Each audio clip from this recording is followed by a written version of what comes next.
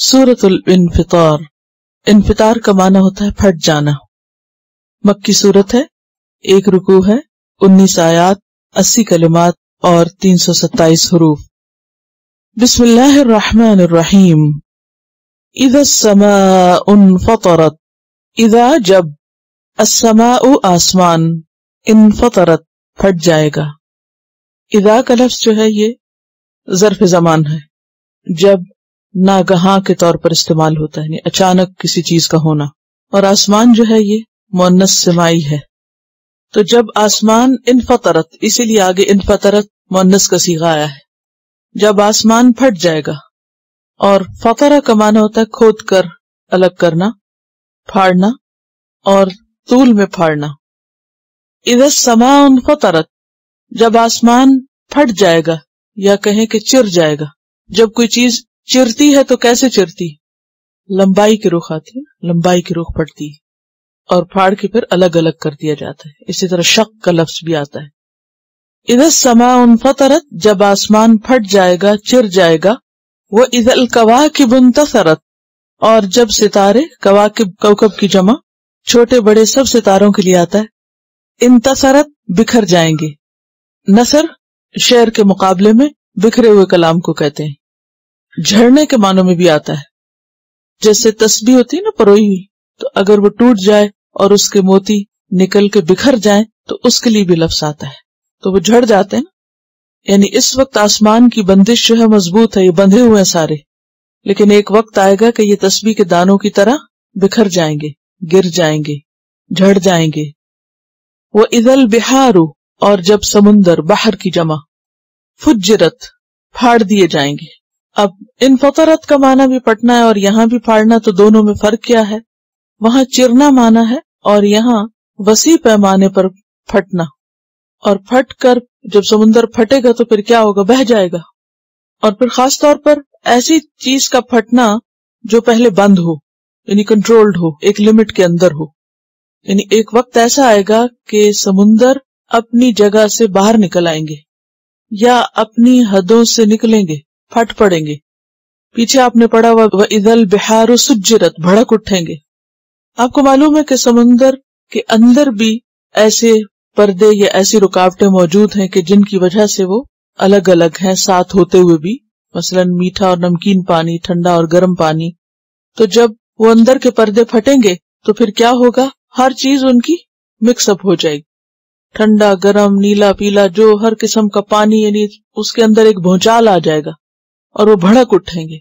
आप सोचिए कि एक छोटे से बर्तन में भी पानी जब खौलता है, जैसे केतली आपकी खौलती है या उबलती है, तो क्या हाल होता है।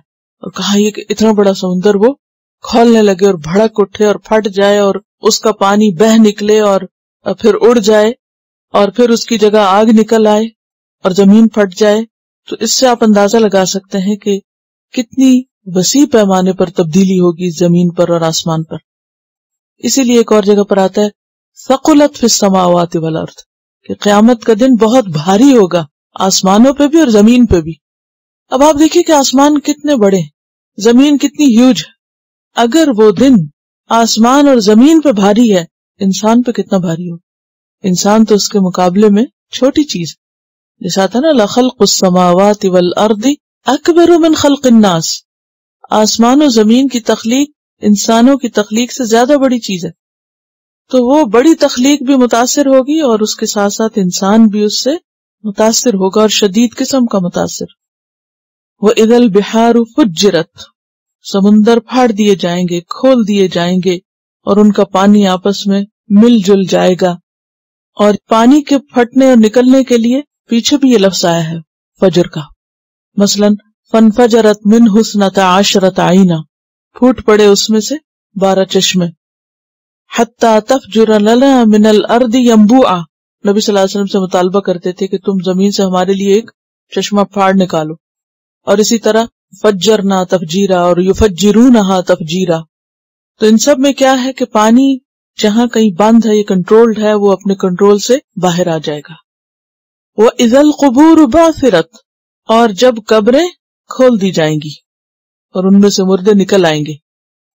ये जो बासिरत का लफ्ज है, या तो ये रुबाई है, बे ऐन फेरे बासरा, عام طور پر مادے ثلاثی ہوتے ہیں لیکن کچھ رباعی بھی ہوتے ہیں، یعنی 4 حرفوں سے مل کے بنتے ہیں. تو بعثرت کا معنی کیا ہے؟ کھول دی جائیں گی، زیر و زبر کر دی جائیں گی، نیچے کی اوپر، اوپر کی نیچے، یعنی ان کو تہ و بالا کر دیا جائے گا، اکھاڑ دیا جائے گا، ان کی مٹی پلٹ دی جائے گی.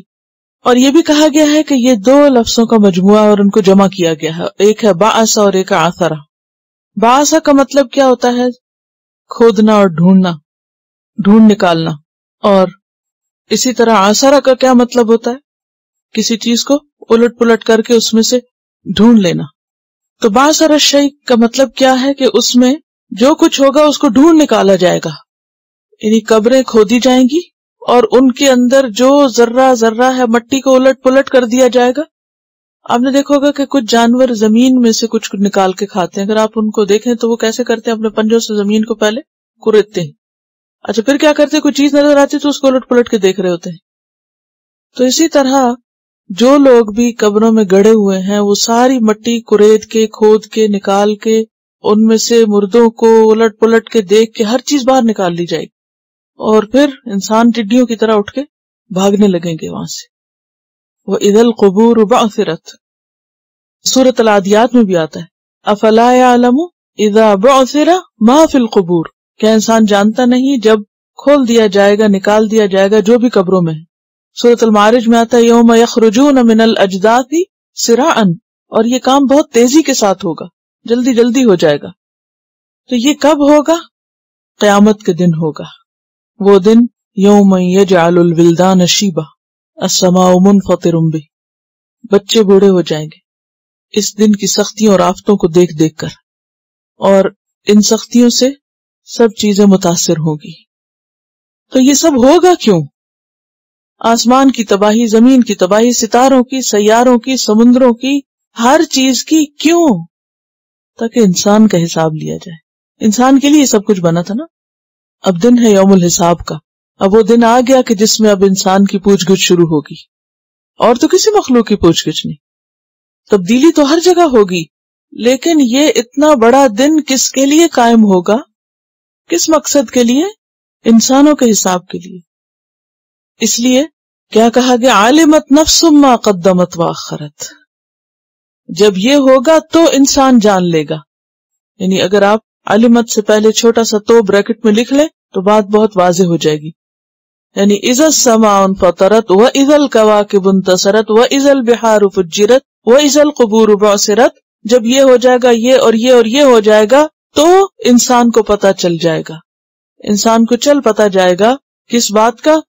ما قدمت واخرت، جو اس نے آگے بھیجا اور جو اس نے پیچھے چھوڑا.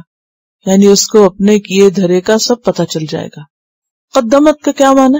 جو اعمال اس نے اپنی زندگی میں کر کے آگے بھیج دیے، اور اخرت جن کے نشان پیچھے چھوڑ آیا اور لوگ اس کے نشانوں پہ چلتے رہے اور ان کا عمل اس کے پلے میں پڑ گیا. اسی طرح اگلے پچھلے سارے کام جو پہلی زندگی میں کیے، جو پچھلی زندگی میں کیے، یعنی جوانی میں، بڑھاپے میں، وہ سب بھی پتہ چل جائیں گے. یا پھر کیا معنی کیا گیا ہے کہ جن کاموں کو اس نے آگے رکھا اور جن کو پیچھے کیا، تقدیم و تاخیر، یعنی جو اس کی پرائرٹی تھی وہ آثر الحیات الدنیا، اور جو آخرت سے متعلق کام تھے ان کو پیچھے ڈال دیا. پیچھے یعنی کون سے کام تھے جو اس نے پہلے کیے اور کون سے کام تھے جن کو ٹال مٹول سے پیچھے کر دیا، پوسٹ پون کر دیا. سورۃ القیامہ میں بھی یہ مضمون گزر چکا ہے. یُنَبَّأُ الْإِنسَانُ يَوْمَئِذٍ بِمَا قَدَّمَ وَأَخَّرَ، اس دن انسان کو بتا دیا جائے گا جو اس نے آگے بھیجا اور جو اس نے پیچھے چھوڑا. تو بنیادی طور پر یہ دن اس لیے ہوگا کہ انسان کو اس کا کیا دھرا سب بتا دیا جائے. اب آپ دیکھیے کہ یہ کوئی معمولی سی بات نہیں ہے.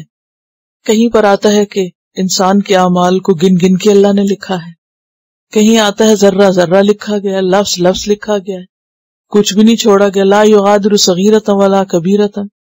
اور یہاں یہ بھی پتہ چلتا ہے کہ کون سی چیزیں پہلے اور کون سی بعد میں. تو اب دیکھیے کہ کیا چیز ہوگی نا وہ نامہ اعمال.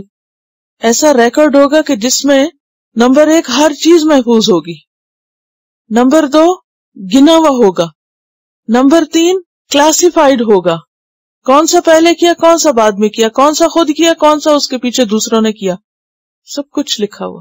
یعنی صرف اعمال نہیں، اعمال کی کوالٹی بھی اور ان کی تعداد بھی اور ان کے پیچھے جو نیتیں ہیں وہ بھی، سب کچھ یعنی ایک حیرت انگیز چیز لگتی ہے نا نام اعمال. اور ہم سب اس سے کتنے بے خبر ہوتے ہیں، کتنے غافل ہوتے ہیں.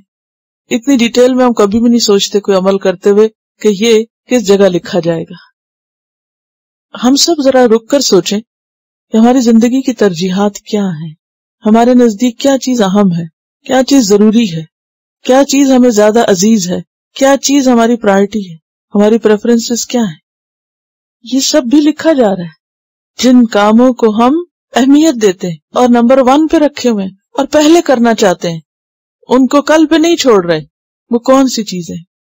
ہم خود گن کے حساب لگا سکتے ہیں، ہم خود اپنا حساب لے سکتے ہیں اس سے پہلے کہ کل حساب کیا جائے، کیونکہ کل تو وہی لکھا ہوا سامنے آئے گا جو آج ہم کر رہے ہیں. اسی لیے فرمایا یا ایھا الانسان، اے انسان. اور انسان یا منادہ، اور کون سا انسان؟ یا تو کسی مخصوص انسان کی طرف اشارہ ہے. بعض نے کہا ولید بن مغیرہ، لیکن ظاہر ہے قرآن صرف ولید بن مغیرہ کے لیے تھوڑی اترا ہے، قرآن تو ہم سب کے لیے اترا ہے. تو انسان سے مراد پھر ہر انسان ہے. الانسان، پھر استغراق کا ہوگا، سارے کے سارے. اے انسان، جسے میں بھی آپ بھی انڈیویجلی ہر ایک. اے انسان ما غرک، کس نے دھوکے میں ڈالا تجھ کو؟ غرور سے. غرور کہتے ہیں دھوکے کو، غرور فریب دینے کو، بہکانے اور دھوکہ دینے کو. مراد یہ کہ غافل رکھا. کس چیز نے تجھے غافل رکھا؟ اور کیسے ہوتی ہے یہ غفلت، اور کیسے ہوتا ہے انسان کا اپنا یہ دھوکہ؟ جب انسان ایک گناہ کرنے کے بعد بالکل شرمندہ نہیں ہوتا، ایک اور کرنے چل پڑتا ہے یہ سوچ کر کہ کوئی پوچھنے والا نہیں اور کوئی سزا نہیں، کوئی حساب کتاب نہیں. تو یہ جو اس کی کیفیت ہے کہ اس کے دل میں کوئی ڈر ہی نہیں ہے پوچھ کا اور حساب کتاب کا، تو یہ جو اس ڈر اور اندیشے سے خالی ہونا ہے یہ دراصل دھوکہ ہے اس کا. وہ سمجھتا کوئی پوچھنے والا نہیں، کوئی نہیں پکڑے گا. یعنی عام طور پر کیا ہوتا ہے جب ہم کوئی غلط کام کرنے لگتے ہیں تو ہم کتنی دفعہ یہ سوچتے ہیں کہ اللہ پوچھے گا، اور کتنی دفعہ یہ سوچتے ہیں کہ لوگ پوچھیں گے. اور جب ہمیں یہ تسلی ہو جائے کہ لوگ کوئی نہیں پوچھنے والے اور کوئی ہمیں پکڑنے والا نہیں اور کسی کو پتہ نہیں چلے گا، تو ہمارا رویہ پھر کیا ہوتا ہے. اور اگر یہ ہو کہ اللہ پوچھے گا تو پھر رویہ کیا ہوتا ہے. اور کتنی دفعہ یہ خیال آتا ہے کہ نہیں یہ غلط بات ہے اور اللہ تعالیٰ اس پہ پوچھے گا، مجھے یہ نہیں کرنا. تو اس کیفیت کا نہ ہونا اور اس سوچ کا نہ ہونا کہ اللہ پوچھے گا، یہ دراصل دھوکہ ہے جو انسان اپنے آپ کو دیتا رہتا ہے. ما غرک بربک الکریم، اور بے یہاں بارے میں ہے، یعنی تمہارے رب کریم کے بارے میں تمہیں کس چیز نے دھوکے میں رکھا، کس خیال نے، کس سوچ نے. وہ سوچ کیا ہے؟ اللہ غفور الرحیم ہے، کوئی بات نہیں، پھر کیا ہو، اتنی باتیں نہیں پوچھے گا، یہ تو چھوٹی سی بات ہے، سبھی کرتے ہیں، اگر اللہ ان کو بخش سکتا تو ہمیں نہیں بخشے گا، وغیرہ وغیرہ. اور رب کے لیے یہاں الکریم آیا ہے، اور کریم بزرگ، عزت والا، لگاتار نعمتوں سے نوازنے والا، کرم فرمانے والا. تیرے رب کریم کے بارے میں جس نے تجھ پر بے شمار نعمتوں کی فراوانی کر دی، اس کے بارے میں تو نے یہ کیوں سمجھ لیا کہ وہ تجھے پوچھے گا نہیں؟ حالانکہ دیکھو تو صحیح کہ اس نے تمہیں کس طرح سے بنایا، اس کے علم اور اس کی قدرت کو دیکھو. اپنے جسم پر غور کرو. الذی خلقک، وہ جس نے تجھ کو پیدا کیا، عدم سے وجود میں لایا، زندگی بخشی. فسواک، پھر تجھے برابر کیا. سوا یسوی، تسویہ، جیسے بشرا سویہ کا لفظ آتا ہے پیچھے. سورۃ کہف میں آتا ہے ثم سواک رجلا، یعنی بالکل درست ہموار بنایا.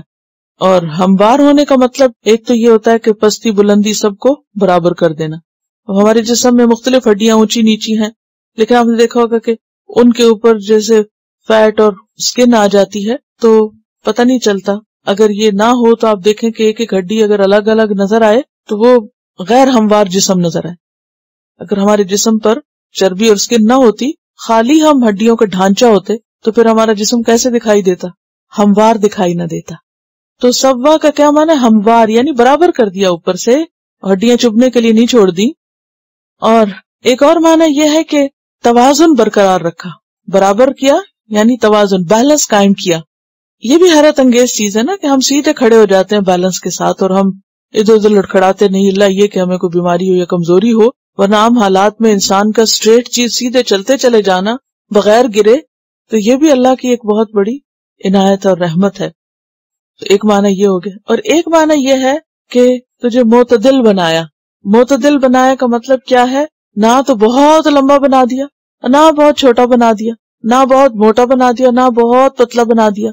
معتدل بنایا، متناسب بنایا، یعنی معتدل القامہ، یعنی تمہارا حال حلیہ بہت مناسب رکھا. اب دیکھیے اگر ہمارے جسم ہاتھی جتنے ہوتے کتنی مشکل ہوتی، اونٹ جتنے اونچے ہوتے یا زرافے جتنی گردنیں ہوتی ہماری کتنی مشکل ہوتی.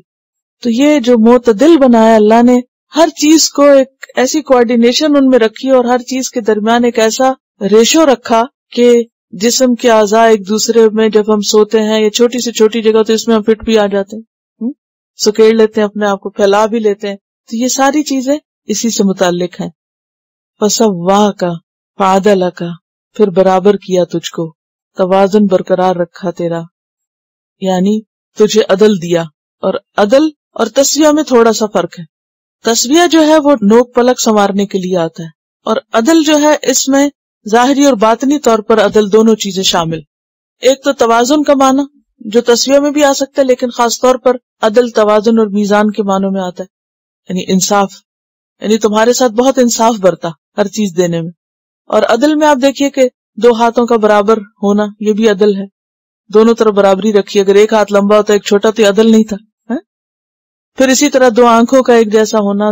پھر اسی طرح انسان کے اندر جو مادے ہیں ان کے درمیان بھی ایک بیلنس ہے. کہا یہ جاتا ہے، پہلے جو حکیم تھے وہ کہتے تھے انسان کے اندر 4 چیزیں ہیں، آگ پانی ہوا اور مٹی. ان 4 چیزوں سے مل کے انسان بنا ہے، اور انسان ان 4 چیزوں کا ایک اعتدال ہے انسانوں کے اندر. اور اگر یہ اعتدال بگڑتا ہے تو انسان بیمار ہو جاتا ہے، اور اسی وجہ سے مختلف طرح کی طبیعتیں ہوتی ہیں. اور اللہ نے انسان کو قوت، ہمت، طاقت، ذہن، سوچ اور جسم، ان سب چیزوں میں ایک ایسا معتدل مزاج عطا کیا کہ وہ نہ تو شیر کی طرح خونخوار ہے اور نہ ہی گیدڑ کی طرح بزدل ہے، بلکہ کیا ہے کہ انسان معتدل ہے. یعنی اس کا یہ اعتدال اس کی عادات کے اندر بھی، اور اس کا یہ اعتدال اس کی اخلاق کے اندر بھی، اور اس کا یہ اعتدال اس کے سائز کے اندر بھی، اور اس کے توازن کے اندر. یعنی ایک حیرت انگیز چیز انسان کو بنایا جس کی کوئی مثال کائنات میں اور جگہ نہیں ملتی. جنات کے اندر وہ عدل نہیں، ملائکہ میں، کیونکہ ملائکہ اندر خواہشات ہی نہیں. انسان کے اندر خیر اور شر دونوں ہیں. جنات میں عام طور پر شر کی طرف میلان زیادہ ہے، جیسے ابلیس وغیرہ، اور ملائکہ میں خیر کی طرف. لیکن انسان کے اندر فَأَلْهَمَهَا فُجُورَهَا وَتَقْوَاهَا دونوں ہی چیزیں ڈال کر اس کو بیلنس کر دیا. فی ای صورت ما شاء رکبک، جس شکل میں، فی ای صورت، جس صورت میں، یعنی جو چاہی صورت بنائی، ما شاء اس نے چاہا، رکبک اس نے تجھ کو جوڑ دیا. یعنی ہر انسان کی شکل و صورت اللہ نے اپنی مرضی سے بنائی. چاہے تو ماں سے مشابہ بنائے کسی کو، چاہے باپ سے مشابہ بنائے، چاہے وہ باپ اور ماں دونوں میں سے کسی پر نہ ہو، نانی یا دادی پر ہو، یا ماموں چچا پر ہو، یا کسی اور پر، یا یہ کہ کسی پر بھی نہ ہو. جیسے بعض اوقات بچے جو ہیں وہ بالکل مختلف شکل کے ہوتے، ماں باپ سانولے اور بچے بالکل سفید. اسی طرح آپ صلی اللہ علیہ وسلم کے زمانے میں ایک شخص کے ہاں کالا بچہ پیدا ہو گیا، تو اس نے کہا کہ میری بیوی جو ہے اس نے خیانت کی ہے، یہ ہمارا بچہ نہیں ہے. تو آپ نے کہا کہ کیا ایسا ہوا کہ کبھی اونٹوں میں سے کوئی اونٹ جو ہے وہ کالا ہو، یعنی کہ جو براؤن اونٹ ہوتے ہیں ان میں؟ تو اس نے کہا ہاں. کیا وجہ ہوتی ہے؟ اس کی نسب میں پیچھے کوئی ایسا ہوتا ہے اس رنگ کا. تو آپ نے فرمایا انسان میں بھی ایسا ہو سکتا ہے کہ بعض اوقات فوری طور پر جو اوپر کے ماں باپ ہوتے ہیں ان سے نہیں، بلکہ وہ پچھلی جنریشن میں سے 3-4 پشتے پیچھے کسی کا رنگ یا شکل یا کوئی بھی اعضاء جو ہیں وہ اس کے ہوتے ہیں. اور بعض اوقات تھوڑا بہت فرق تو ہوتا ہے شکلوں میں، لیکن بعض اوقات بہت زیادہ فرق ہوتا ہے، اور یہ اللہ کی قدرت ہے. فی ای صورت ہے. اور پھر آپ دیکھیے کہ بعض انسان نہیں، جانوروں کی شکل کے مشابہ بھی پیدا ہوتے ہیں، تو وہ بھی اللہ کی قدرت ہے، جیسے چاہے بنائے. بعض لوگوں کا قد نہیں بڑھتا، بعض لوگوں کا تو بہت زیادہ بڑھ جاتا ہے، یعنی ایکسٹرا آرڈنری لمبے یا چھوٹے جو ہوتے ہیں، یا اسی طرح اور کئی ایک تخلیق کے اندر کمی یا زیادتی ہو جاتی ہے. بعض اوقات اعضاء کے اندر بڑھوتری زیادہ ہو جاتی ہے، بعض اوقات کوئی عضو ہوتا ہی نہیں ہے. تو یہ کیا ہے؟ دراصل اللہ کا فیصلہ. فی ای صورت، جس بھی شکل میں چاہا اس نے، ما شاء جو اس نے چاہا، رکبک اس نے تجھ کو جوڑ دیا.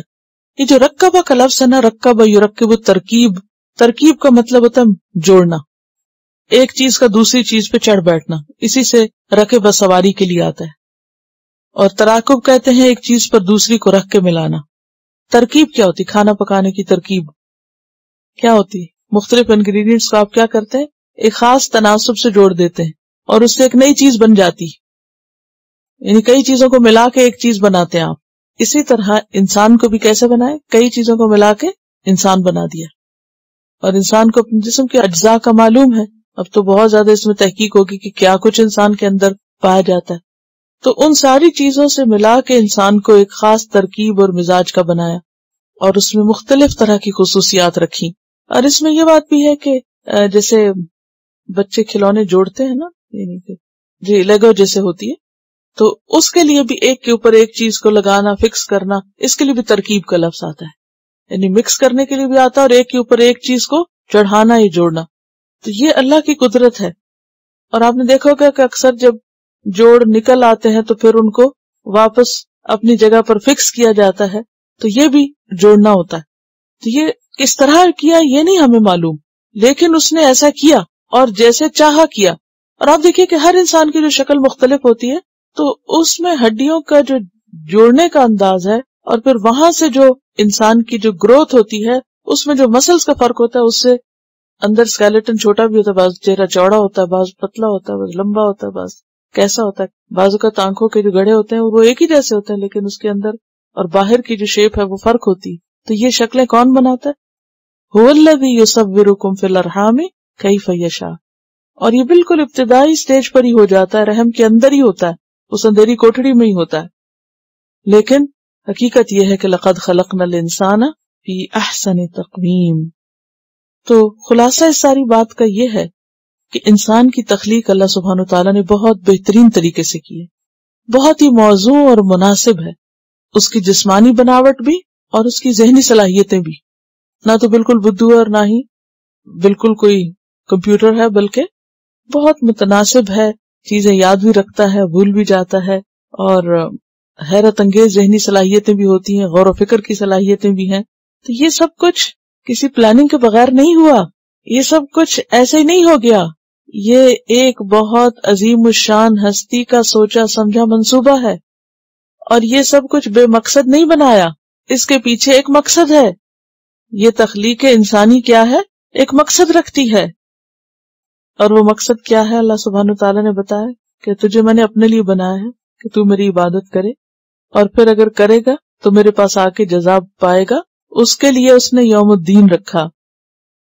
کلا بل تکذبون بالدین، ہرگز نہیں بلکہ تم جھٹلاتے ہو الدین کو. الدین کا لفظی معنی کیا ہوتا ہے؟ بدلہ، جزا. یعنی یہ جو تمہارا اللہ کے بارے میں اور اللہ رب العالمین کے فیصلے کے بارے میں دھوکہ کھانا ہے، اس کی بنیادی وجہ کیا ہے؟ کہ تم یوم الدین کو یاد نہیں رکھتے کہ تم ایک مقصد کے ساتھ بنے ہو اور تمہیں ایک مقصد کے ساتھ یہاں بھیجا گیا ہے، اور پھر تمہاری زندگی کا خاتمہ ہے، اور پھر کل قیامت کے دن تمہیں اٹھا کے کھڑا کیا جائے گا، پوچھا جائے گا، حساب لیا جائے گا. یہ تم کو یاد نہیں رہتا، اس لیے تم بھولے رہتے ہو، اس لیے دھوکہ کھا رہے ہو. بالکل، یعنی زمین و آسمان کا بننا اور ہر چیز کا پیدا ہونا انسان کی خدمت کے لیے، اور پھر خود انسان کا وجود ایک معجزہ، اور پھر ہر چیز کا ختم ہونا پھر انسان کے لیے حساب کتاب کے لیے. یعنی قیامت کی آمد جو ہے وہ بھیڑ بکریوں کے لیے تو نہیں ہے، پہاڑوں کے لیے بھی نہیں ہے، آسمان کے لیے بھی نہیں، زمین کے لیے بھی نہیں، فرشتوں کے لیے بھی نہیں، وہ تو ہمارے لیے ہے. یہ بنا سب کچھ ہمارے لیے، ہم ختم تو یہ بھی ختم. اور پھر میدان حشر قائم ہوگا اور اس میں عمدہ ترین لوگ چنے جائیں گے، اور پھر وہ اصل ٹھکانے پہ پہنچا دیے جائیں گے جس کا نام جنت ہے. اور اگر انسان اپنی زندگی کا مقصد پورا نہیں کرتا اور یوم الدین کو، جزا سزا کے دن کو جھٹلاتا ہے، اس کی فکر نہیں کرتا، تو دراصل اپنے آپ کو دھوکہ دے رہا ہے اور اللہ پر ایسی امیدیں رکھ رہا ہے جس کا اس نے کہا نہیں کہ تم کچھ نہ کر کے امید ہی سے جیتے رہنا. جیسے ایک اور جگہ پر آتا ہے نا، اکفرت بالذی خلقک من تراب ثم من نطفۃ ثم سواک رجلا. اسی رب کا انکار ہے، یعنی اس کی ہستی کا انکار ہے اور اس کی نعمتوں کا انکار ہے اور اس کی اطاعت کا انکار ہے، تو پھر تم نے کیا یہ کس قدر بڑا ظلم ہے کہ جس کے لیے سب کچھ بنے اور جس کو اتنا بہترین بنایا جائے وہ نہ کرے جس کے لیے وہ بنایا گیا ہے، تو پھر اس کا انجام کیا ہونا چاہیے؟ وہی جو وہ ڈیزرو کرتا ہے کہ ہمیشہ کے لیے جہنم کے کوڑے خانے میں پھینکا جائے۔ یہ کسی کو جانتی ہیں کہ جن کے ہاتھوں میں اتنا پسینہ آتا تھا کہ جس چیز کو ہاتھ لگاتی تو بھیگ جاتی تھی، پھر سرجری کر کے کچھ ایسی چیز نکالی گئی جس سے وہ کنٹرول ہوا۔ یعنی ذرا سا بھی اگر نظام میں خلل آ جائے، کوئی بھی لیکوڈ زیادہ ہو جائے یا کم ہو جائے، اگر آنسو ہی ہمارے آنکھوں کی وٹنس ہی ضرورت سے زیادہ ہو جائے تو ہماری آنکھیں ہر وقت قطرے ٹپکاتی رہیں، اگر منہ کی جو وٹنس ہے وہ اگر زیادہ ہو جائے تو منہ سے ہر وقت رالیں ٹپکتی رہیں، زندگی دوبھر ہو جائے۔ بتا رہی کہ ایک اور ملک سے بچہ لایا گیا جو مسکرا نہیں سکتا تھا اور اس کی سرجری کی گئی۔ ہزاروں سیل صرف اس میں کام کر رہے ہیں کہ انسان مسکرا سکے، اور کبھی ہم نے اس کا بھی شکر ادا نہیں کیا کہ اللہ نے ہمیں یہ نعمت عطا کر رکھی ہے۔ بالکل، یعنی اگر کانوں کا فلوئڈ جو ہے وہ ڈسٹرب ہو جائے تو کس قدر چکر آتے ہیں۔ جس طرح اللہ نے ساری کائنات کے اندر ایک عدل رکھا، اس سورۃ الرحمن میں ہم پڑھ چکے ہیں، وَوَضَعَ الْمِيزَانَ، اسی طرح انسان کے جسم کے اندر رکھا، پھر انسان سے اس کا تقاضا کیا گیا کہ وہ زمین پر رہتے ہوئے اپنا فرض پورا کرے، اور اگر انسان اس سے انحراف کرتا ہے تو عدل سے ہٹنا ہی فساد ہوتا ہے، پھر فساد پھیلتا ہے، زمین پہ بدامنی ہوتی ہے، اور جو زمین پہ فساد پھیلائے وہ پھر قیامت کے دن سزا کا مستحق ہوتا ہے۔ وَإِنَّ عَلَيْكُمْ لَحَافِظِينَ، اور بے شک تم پر البتہ نگہبان ہیں، فرشتوں کی طرف اشارہ ہے، حافظ کی جمع حافظین، کرامن بزرگ، باعزت کریم کی جمع عزت والے، معزز، کاتبین کاتب لکھنے والے، کاتب کی جمع، یعلمون وہ جانتے ہیں، ما تفعلون جو بھی تم کرتے ہو، وہ جانتے ہیں جو بھی تم کرتے ہو۔ یہاں اس فرشتوں کی 4 صفات کا ذکر کیا جا رہا ہے۔ نمبر 1، وہ نگہبان ہیں، حفاظت کرنے والے۔ نمبر 2، بہت معزز ہیں، اللہ کے ہاں ان کا بڑا مقام ہے۔ نمبر 3، ہمارے اعمال نامے بھی لکھتے ہیں۔ اور نمبر 4، وہ ہمارے اعمال کو جانتے ہیں جو ہم کرتے ہیں۔ جہاں تک فرشتوں کے حفاظت کرنے کا تعلق ہے تو اس کا ذکر سورۃ الانعام 61 میں بھی آتا ہے، وَيُرْسِلُ عَلَيْكُمْ حَفَظًا، سورۃ الرعد میں آتا ہے، لَهُ مُعَقِّبَاتٌ مِّن بَيْنِ يَدَيْهِ وَمِن خَلْفِهِ يَحْفَظُونَهُ مِنْ أَمْرِ اللَّهِ، اللہ کے حکم سے وہ کیا کرتے ہیں فرشتے؟ انسان کی حفاظت کرتے ہیں، مختلف طرح کے نقصانوں سے بچاتے ہیں اس کو۔ اور پھر یہ حافظین صرف ہمارے حفاظت نہیں کرتے بلکہ ہمارے اعمال کو بھی واچ کرتے ہیں، ان کو بھی سنبھال کے رکھتے ہیں۔ ما یلفظ من قول الا لدیہ رقیب عتید، کرامن بہت معزز ہیں کیونکہ کبھی گناہ کیا ہی نہیں انہوں نے، اور بہت ہی ڈیوٹیفل ہیں۔ کاتبین لکھنے والے ہیں، کیا لکھتے ہیں؟ ہمارے اعمال لکھتے ہیں۔ ما یلفظ من قول الا لدیہ رقیب عتید، اور سورۃ مریم میں آتا ہے کلا سنکتب ما یقول، جو کچھ انسان کہتا ہے بولتا ہے۔ اور کیسے لکھتے ہیں؟ یعلمون ما تفعلون، کیونکہ وہ جانتے ہیں جو بھی تم کرتے ہو، تو جو بھی وہ دیکھتے ہیں وہ لکھتے جاتے ہیں۔ تو فرشتے جو ہمارا اعمال نامہ تیار کر رہے ہیں وہ مشتمل ہے کس پر؟ نمبر 1 ہمارے اعمال پر، ہمارے فعل پر۔ تو ہمارے افعال کا وہ مشاہدہ کرتے ہیں، ہمیں دیکھتے رہتے اچھا کیا کر رہا ہے اس وقت۔ اگر واقعی نظر آ جائے نا تو ہم گھبراہٹ کے مارے کچھ نہ کر سکیں۔ اگر کسی وقت آپ کو یہ پتا چلے کہ کوئی شخص آپ کو دیکھے چلے جا رہا ہے تو آپ کی کیفیت کیا ہوتی ہے؟ کام نہیں ہوتا۔ تو اللہ نے یہ بڑی رحمت کی ہم پر کہ ان کو چھپا دیا ہم سے، وہ ہیں لیکن ہم انہیں نہیں دیکھتے، نہیں وہ ہمیں دیکھتے ہیں، مشاہدہ کرتے ہیں۔ نمبر 2، وہ سنتے ہیں جو ہم بولتے ہیں۔ تو نامہ اعمال ہمارے فعل پر بھی مشتمل ہے، ہمارے قول پر بھی مشتمل ہے۔ اب ایک تیسری چیز ہے جو ہم ارادہ کرتے ہیں، نیت کرتے ہیں، کیا فرشتے ہماری نیتیں جانتے ہیں؟ اس کے بارے میں حدیث میں آتا ہے کہ اذا ہم العبد بحسنۃ کتبت، جب انسان کسی نیکی کا ارادہ کرتا ہے تو وہ لکھ لی جاتی، تو گویا ارادہ لکھا جاتا ہے۔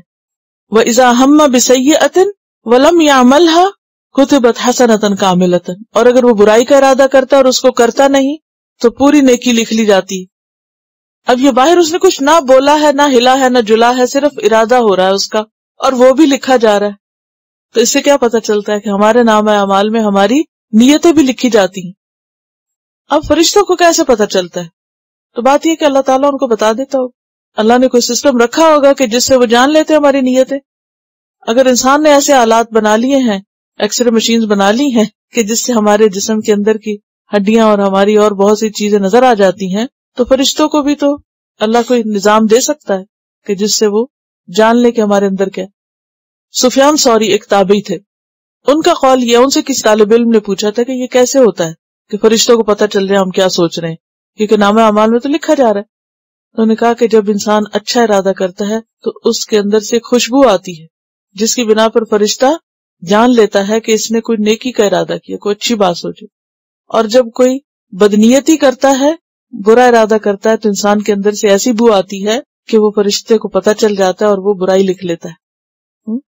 بہرحال حقیقت تو اللہ ہی جانتا ہے، لیکن اس بات میں بھی کافی حد تک ایک سچائی نظر آتی ہے، کیونکہ جو انسان اچھی سوچیں رکھنے والے ہوتے ہیں، مثبت سوچ کے حامل ہوتے ہیں، خیر اور بھلائی ان کے اندر ہوتی ہے، تو آپ نے دیکھا ہوگا کہ وہ چپ بھی رہے تو آپ کو پتہ چلتا ہے کہ یہ خیر خواہ لوگ ہیں. اور جو بدنیت ہوتے ہیں، اگر وہ زبان سے آپ کی تعریفیں بھی کر رہے ہوں تو آپ کو سمجھ آتی ہے کہ دھوکہ دے رہے ہیں یا نہیں. تو مومن اللہ کے دیے ہوئے نور سے دیکھ لیتا ہے، اپنی فراست سے دیکھتا ہے. تو اگر انسان کو اللہ تعالیٰ اتنی سمجھ اور سینس دے دیتا ہے کہ دوسرے کی اچھائی برائی آپ سینس کرنے لگتے ہیں، آپ کا دل بتا دیتا ہے کہ یہ شخص آپ کے لیے اچھا اور یہ نہیں. انسان تو کیا، اگر آپ کسی گھر میں، کسی عمارت میں، کسی بلڈنگ میں جاتے ہیں تو وہاں کا بھی ایک ماحول اور ایک ایٹماسفیئر جو ہوتا ہے اس سے انسان کو جو ایک تاثر ہوتا ہے، ایک فیلنگ ہوتی ہے، ایک خاموش قسم کی وائبز ہوتی ہیں کہ جس سے آپ یا دوسرے کی طرف اٹریکٹ ہوتے ہیں تو یا آپ دوسرے سے ہٹ جاتے ہیں، دور ہوتے ہیں. تو نیکی کے اندر ایک بہت بڑی اٹریکشن ہے. آپ کم بھی عمل کریں لیکن آپ کا دل اگر اچھا ہے نا دوسروں کے لیے، آپ خیر خواہ ہیں، آپ کے اندر بھلائی ہے، تو وہ خود بخود دوسروں کو آپ کی طرف کھینچ لے گی. لیکن اگر آپ نیت کے چور ہیں، بدنیت ہیں، اور دوسروں کے لیے حسد رکھتے ہیں اندر، اور دوسروں کے لیے بدخواہی رکھتے ہیں، تو اس سے کیا ہوتا ہے، وہ اندر کی جو ایک کیفیت ہے وہ انسان کے جسم سے جیسے ہیٹ نکلتی ہے نا، یا انسان کے اندر سے کچھ شعائیں کہنی چاہیے، وائبز کہنی چاہیے، تو وہ بھی دوسرے کو متاثر کرتی ہے. اور یہ صرف بڑوں میں نہیں، بچوں کو آپ دیکھیں جن کے سینسز بہت شارپ ہوتے ہیں، بچے بہت جلد، بچے کے جانوروں میں آپ دیکھیں وہ کیا چیز ہے جو ایک بے زبان کتے کو اپنے مالک کی پہچان کرا دیتی کہ یہ میرا خیر خواہ ہے، یہ مجھے کچھ نہیں کہے گا، اور ایک اجنبی کے ساتھ وہ اور معاملہ کرتا ہے. تو یہ قدرتی طور پر انسان کے جو اعمال ہیں وہ محض اس کی ظاہری حرکتیں نہیں ہیں. اسلام میں بہت زیادہ امپورٹنس ہے، بلکہ احسن عمل کا آدھا باہر ہے اور آدھا اندر ہے. احسن عمل دو چیزوں سے مل کے بنا ہے، نمبر 1 انسان کی نیت، اور نمبر 2 انسان کا ظاہری عمل. اگر نیت اچھی نہیں تو ظاہری عمل آدھا ہے اور وہ بھی بیکار ہو جائے گا، اور اگر نیت اچھی ہے تو ظاہری عمل میں کوئی کمی بیشی ہے تو بلکہ ان دو میں سے زیادہ امپورٹنٹ پھر اندر والا ہے. تو بہت زیادہ اس کی طرف توجہ دینی چاہیے. اسی لیے پیغمبروں کا ایک بنیادی کام کیا ہوتا تھا؟ تزکیہ نفس. حل لک الی ان تزکا واہدیک الی ربک فتخشی. اور نبی صلی اللہ علیہ وسلم نے بھی کیا 4 بار آپ کے فرائض منصبی کا ذکر آیا قرآن میں، اور 4 بار تزکیہ کا ذکر آیا علم کے ساتھ. یعلمہم الکتاب ویزکیہم. تزکیہ، تو یہ تزکیہ کیا ہے؟ یہ تزکیہ اندر کی میل اتارنا ہے، اندر کی خرابیوں کو نکال باہر کرنا ہے، جس میں حسد، نفرت، غصہ اور دوسروں کے لیے برا سوچنا اور بدنیت ہونا اور ریاکاری اور اپنے آپ کو اچھا سمجھنا، عجب کا شکار ہونا، یہ سب خرابیاں ہیں جو انسان کے اندر گندگی پھیلا دیتی ہیں اور اس کا اثر پہ باہر بھی رس کے آ جاتا ہے. تو بہرحال ایک اور حدیث میں آتا ہے اذا ہم عبدی بحسنۃ ولم یعملها کتبتها له حسنہ. اللہ تعالیٰ فرماتے ہیں میں خود اس کے لیے لکھ دیتا ہوں جب انسان اچھا ارادہ کرتا ہے. فإن عملها، اور اگر وہ نیکی کا ارادہ کر کے وہ کام کر بھی لیتا ہے، کتبتها 10 حسنات، تو میں 10 نیکیاں لکھتا ہوں، الی 700 ضعف، 700 گنا تک. وإذا ہم بسیئہ، اور جب کسی برائی کا ارادہ کرتا ہے، ولم یعملها، اور اس کو کرتا نہیں، لم اکتبها علیہ، کچھ نہیں لکھتا اس کے خلاف. فإن عملها کتبتها سیئۃ واحدہ، اور اگر کر لیتا ہے ایک برائی اس کے لیے لکھ لیتا ہوں. تو بہرحال یعلمون ما تفعلون، فرشتے جانتے ہوتے ہیں جو بھی تم کر رہے ہوتے ہو. اور ویسے بھی وَمَن يَعْمَلْ مِثْقَالَ ذَرَّةٍ خَيْرًا يَرَهُ. ان الابرار لفی نعیم، بے شک نیک لوگ نعمتوں میں ہوں گے، نعیم میں ہوں گے. اور پیچھے میں آپ کو بتا چکی کہ نعیم دو طرح کی ہوتی، ایک قلبی اور ایک بدنی، ایک ظاہری اور ایک باطنی. ایک نعیم ہوتی ہے جو ماحول اور فضا اور مادی چیزوں کی شکل میں ہوتی، جن کو دیکھ کے انسان خوش ہوتا ہے. اور ایک نعیم جو ہوتی ہے وہ انسان کے اپنے اندر ہوتی. اور اصل جو نعیم یا راحت یا خوشی اور ایک اطمینان ہے وہ انسان کے اپنے قلب کے اندر ہوتا ہے. باہر کا ماحول اگرچہ اثر کرتا ہے، لیکن زیادہ تر کیا چیز پھر کاؤنٹ کرتی ہے؟ اپنے اندر کی کیفیت. اگر آپ کے اپنے اندر ایک راحت اور خوشی ہے تو اس کا کیا ہوگا فائدہ؟ اگر باہر گرمی بھی ہے، سردی بھی ہے، حالات خراب بھی ہیں، لوگ آپ کو کوس بھی رہے ہیں، کوئی آپ کو کچھ بھی کہہ رہا ہے، لیکن آپ کے اندر کی خوشی جو ہے وہ آپ کو خوش رکھے گی. لیکن اگر آپ کا دل خوش نہیں تو آپ کے پاس بہترین سے بہترین چیزیں بھی ہوں تو وہ آپ کے لیے خوشی کا سامان نہیں ہو سکتی. تو ان الابرار لفی نعیم، نیک لوگ، ابرار کس کی جمع؟ برن کی جمع.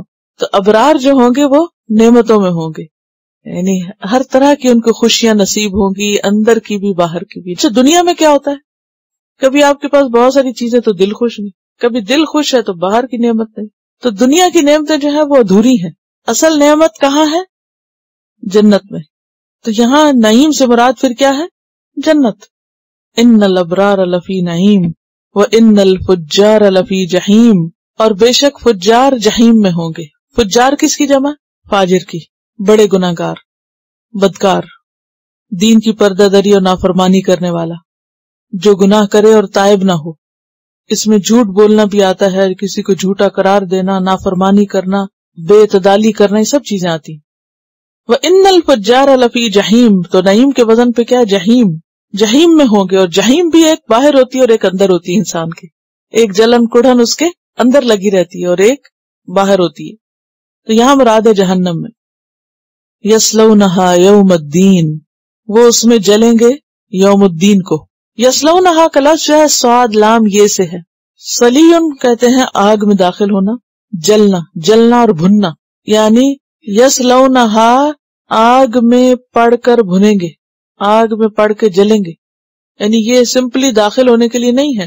داخلہ کا لفظی صرف معنی یہ نہیں، بلکہ اصل معنی اس میں کیا ہے؟ جلنا، جل کے بھن جانا، جل بھن جانا. یسلونہا اس میں داخل ہو کر جل بھن جائیں گے، یہ معنی ہے. وما ہم عنہا بغائبین، اور نہ ہوں گے وہ اس سے، کس سے؟ جہیم سے. یسلونہا میں بھی جہیم ہے اور ما ہم عنہا میں بھی جہیم ہی ہے. بغائبین غائب ہونے والے. غائبین کس کی جمع؟ غائب کی. وہ اس جہنم سے غائب نہیں ہوں گے، یعنی حاضری کے پابند ہوں گے، ایبسنٹ نہیں ہو سکیں گے. غائب کون ہوتا ہے؟ جو حاضر نہ ہو. دنیا میں تو انسان جہاں سے جی چاہے جب جی چاہے غائب ہو جاتا ہے، یہ بہت مشکل پڑھائی ہے غائب ہو جاؤ. لیکن قیامت کے دن جو مجرم جہنم کے قید خانے میں گئے وہ غائب نہیں ہو سکیں گے کہیں.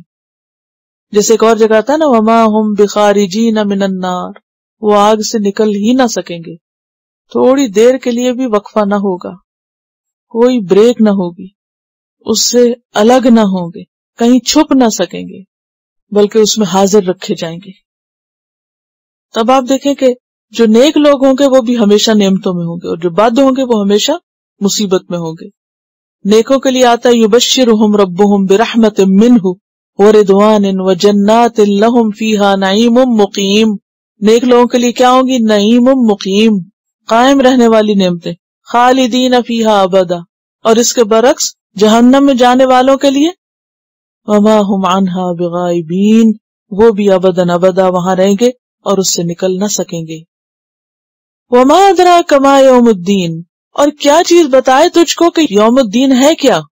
ما ادراک، ادرا کا لفظ جو ہے یہ دال رے یہ سے ہے، درا جاننا. اور ادرا کا اگر صیغہ ہم لیں فعل تعجب، جیسے پیچھے بھی آپ نے پڑھا، پھر ترجمہ کیا کریں گے؟ تو خوب جانتا ہے کہ کیا ہے وہ یوم الدین. اور دوسرا معنی کیا ہو سکتا ہے؟ نہیں تو جانتا، کون بتائے تجھ کو، کیا چیز سمجھائے تجھ کو کہ وہ یوم الدین کیا ہے. اور دین کا لفظی معنی کیا ہوتا ہے؟ جزا، سزا، بدلہ، بدلہ ہوتا ہے اصل معنی. دانا یدینو سے. تمہیں کیسے بتایا جائے کہ یوم الدین کیا ہے؟ ثم ما ادراک ما یوم الدین، پھر کیسے بتایا جائے تجھ کو کہ وہ یوم الدین کیا ہے؟ کیوں بار بار دہرایا جا رہا ہے؟ اس دن کی سختی کو بتانے کے لیے. بہت سخت دن ہے. کوئی طریقہ نہیں کہ دنیا کی کسی چیز سے کمپیئر کر کے بتایا جائے کہ ایسا ہے یوم الدین. کسی چیز سے کمپیئر کر سکتے ہیں؟ کسی چیز سے نہیں. مثلا اگر آپ لاوا پھوٹتا ہوا دیکھیں اور گھبرا جائیں تو کہ ہاں یہ شاید قیامت بھی، جہنم بھی ایسے، کہ نہیں، جہنم اس سے بھی شدید ہے.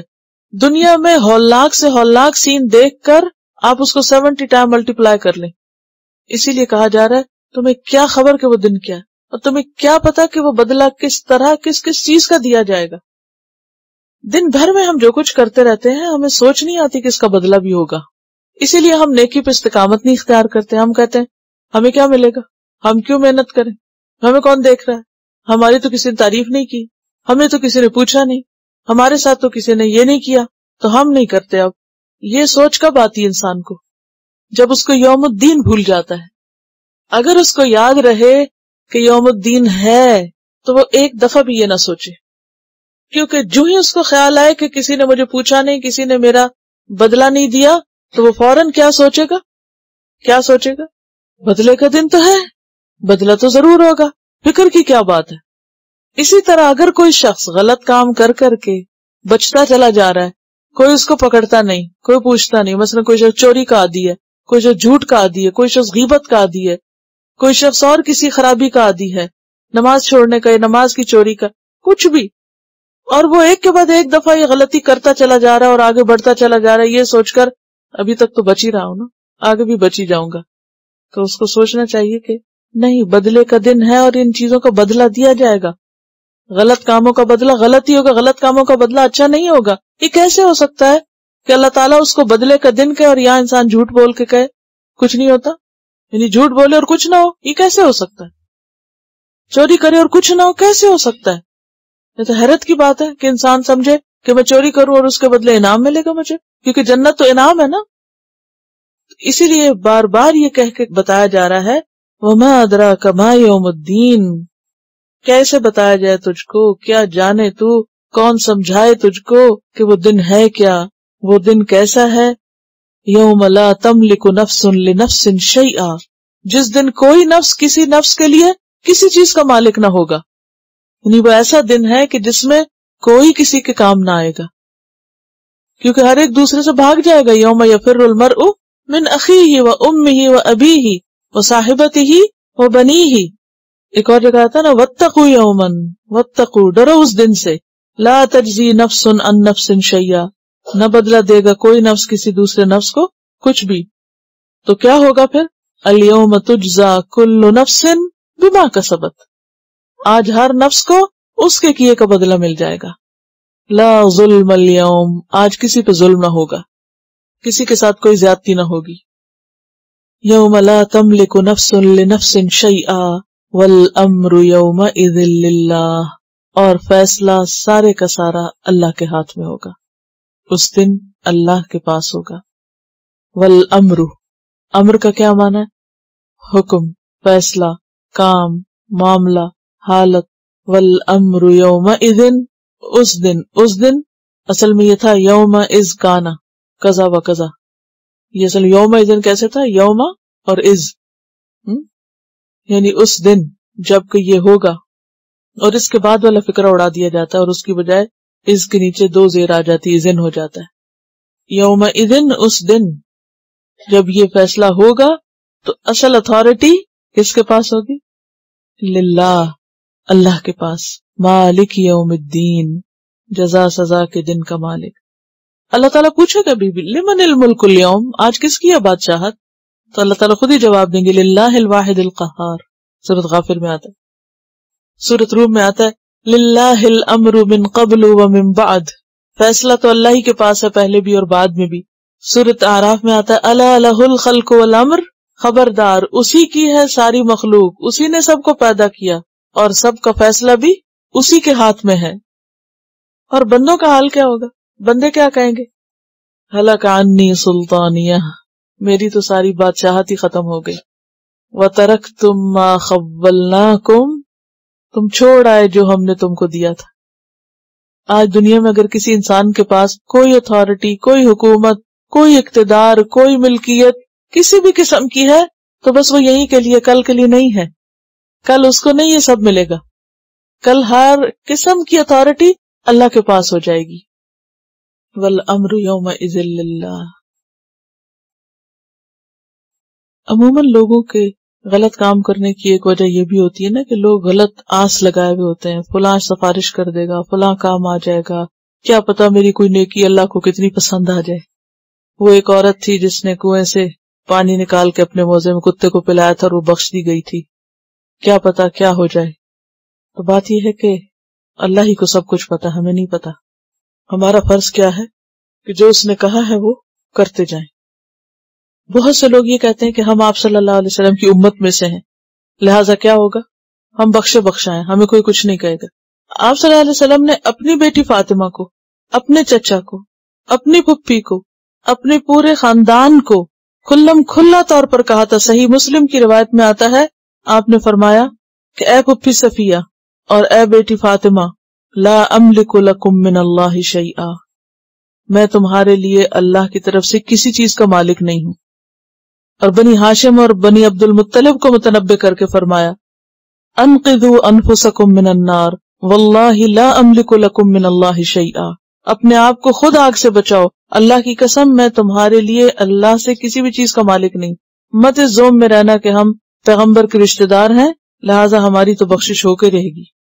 اسی کے بارے میں پہلے آنا، ما غرک بربک الکریم، کس چیز نے تجھے تیرے رب کریم کے بارے میں دھوکے میں ڈال رکھا ہے کہ وہ پوچھے گا نہیں، پکڑے گا نہیں.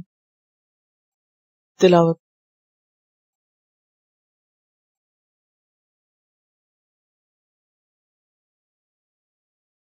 Quran vocabulary 100%. The best application to understand Quran. Study with flashcards. Word list. Learn 25% of Quran vocabulary in 7 days. Multiple MCQs to practice and test vocabulary. Single choice. Multiple choice. True, false. Bookmark difficult words. Study wrongly answer words. Test your skills. 12 essential grammar lessons at Learn Quranic Grammar. You can select number of word to study from bookmarks. Select number of times wrongly answered words for study.